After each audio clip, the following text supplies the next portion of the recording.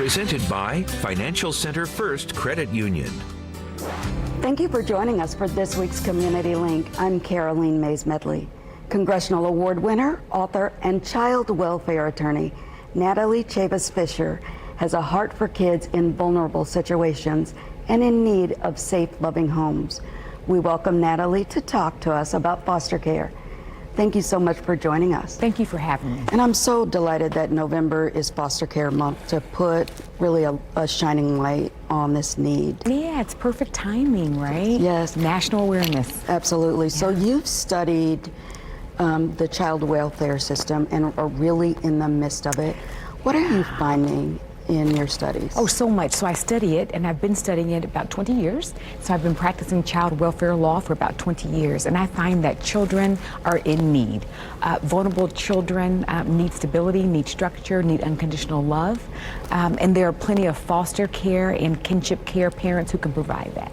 So you created a docuseries called Foster Care, Perfect Imperfection. Tell us about that. Yeah, I did. So, I had been doing presentations sort of across the country for quite some time, and I just wanted to increase the platform to help bring awareness as it relates to foster care and to help destigmatize and to call people to action. And so Eastern Star Church, fortunately, is my title sponsor, which I'm excited about. And so what I do is I explore the system, and the foster care system is the main character. So I've got a grandmother who, because of the opioid predicament, had to take on her grandchild. I've got the Indianapolis Colts general manager and his wife on the show, and they talk about what they went through adopting their two cousins out of foster care.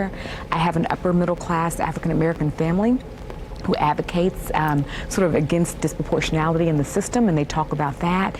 Tons of service providers and just people who just bring awareness. Various segments, so 4 different segments that you have with that. And where can people see that docuseries? So there are 4 segments, and currently they're being aired on TV 40. And so that's Saturdays at 6 p.m. After that, they are available on demand in long form via Vimeo and eventually Amazon Prime.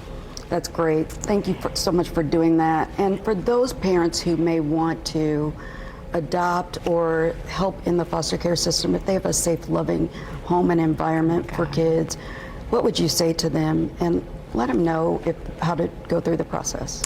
Do it.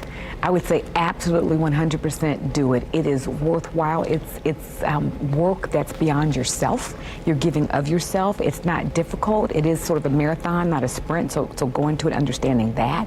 But if you have the love, the time, the energy, and the other resources, absolutely 100%. I love that so very much. Thank you, Natalie, for giving back to these kids and helping. Thank you. We hope that many will adopt or give care and foster kids.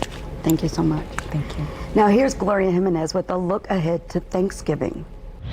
Thanksgiving is all about reflecting on blessings and acknowledging gratitude. Thanksgiving is commonly known as a way to commemorate the Pilgrims' harvest meal that they shared with Indians. For immigrant families, Thanksgiving blends the old and the new, how very Americans, many immigrants continue celebrating the holiday traditions of their home countries.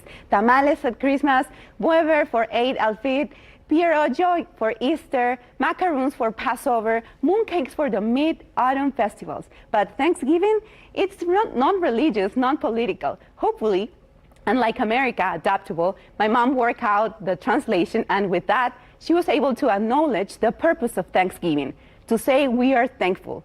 There's always someone that cooks and brings traditional American dishes, so it makes sense to bring Peruvian or Mexican dishes since we are Peruvian, and I know how to cook. Plus, the dishes I bring are common festive Peruvian dishes. It is perfect holiday that unites all of us in the most universal and necessary of sentiments. No matter what food is on the table, food is a language. Everyone can speak, but it's also what makes individuals stand out. For Community Link, I'm Gloria Jimenez, and happy Thanksgiving.